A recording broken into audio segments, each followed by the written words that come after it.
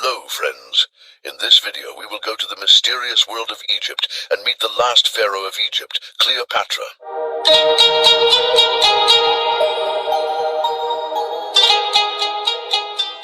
Cleopatra, the last queen of ancient Egypt. She was born into the Ptolemaic dynasty, founded after the conquests of Alexander the Great. Unlike her predecessors, Cleopatra actively embraced Egyptian culture, becoming the first of her dynasty to learn the Egyptian language. This helped her gain the respect of her people. After the death of her father, Ptolemy, Cleopatra ascended the throne at the age of 18, initially ruling jointly with her brother. However, a power struggle forced her to flee Alexandria. After Pompey's defeat at the Battle of Pharsalus, Pompey flees to Egypt in search of an ally in the young ruler and his sister Cleopatra. In pursuit of Pompey, Gaius Julius Caesar arrives in Alexandria with a military detachment. In Egypt, the Roman dictator is presented with Pompey's head, and then he finds himself embroiled in a dynastic conflict. Ptolemy declares that Cleopatra has been exiled and killed, but it turns out that she is alive. She has returned with the help of the Roman general Julius Caesar. Their alliance has strengthened her position. The Egyptian queen uses cunning to enter the Romans' chambers. Gaius Julius Caesar is captivated by Cleopatra's beauty and intelligence and takes her side.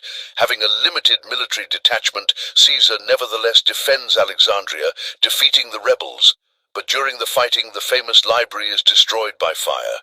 Cleopatra regains her influence with the help of Caesar and becomes the ruler of the state and Caesar's favorite. The Roman stays in Egypt for a long time. The son that Cleopatra bears to Caesar, who is named Caesarion, is recognized by his father as his heir and must become a guarantee of Rome's patronage over Egypt. Caesar leaves for Rome and after a few years calls Cleopatra to him. The Egyptian queen in the capital of the empire arranges her arrival with extraordinary luxury. Cleopatra and her son stay to live in Caesar's villa. Politicians in Rome did not like that Caesar was showing such honors to his provincial favorite. A difficult political struggle ended with an assassination attempt and the death of Caesar. Cleopatra is forced to hastily and secretly leave Rome. After Caesar's murder, Cleopatra found support from another influential Roman, Mark Antony. After the Battle of Philippi, in which Antony and Octavian Augustus dealt with Caesar's assassins. The governance of the empire's provinces after the dictator's death was divided between several high-ranking Romans, and control over Egypt passed to Mark Antony. To realize his political and military ambitions, Antony needs money and resources, and the only place where he can get them is Egypt.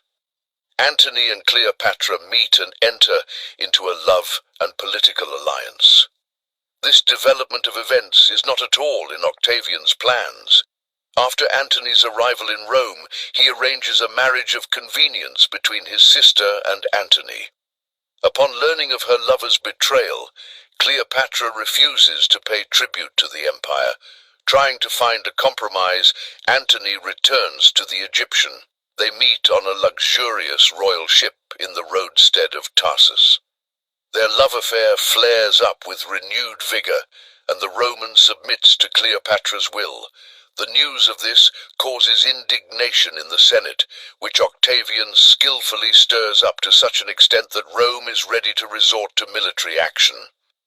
The decisive showdown in the civil war that has broken out occurs in the naval battle at Actium. Antony, more accustomed to battles on land, is therefore defeated, along with Cleopatra's fleet. At the decisive moment, Cleopatra is informed of Antony's death, and she leaves the battle area. Antony, whose ship was lured into a trap, manages to escape and flees to Egypt. He cannot forgive Cleopatra for her betrayal, and a quarrel arises between them. Meanwhile, Octavian's army, meeting no resistance, enters Egypt and quickly approaches the capital. Antony unsuccessfully tries to resist Octavian, but his small detachment surrenders to the mercy of the enemy without a fight.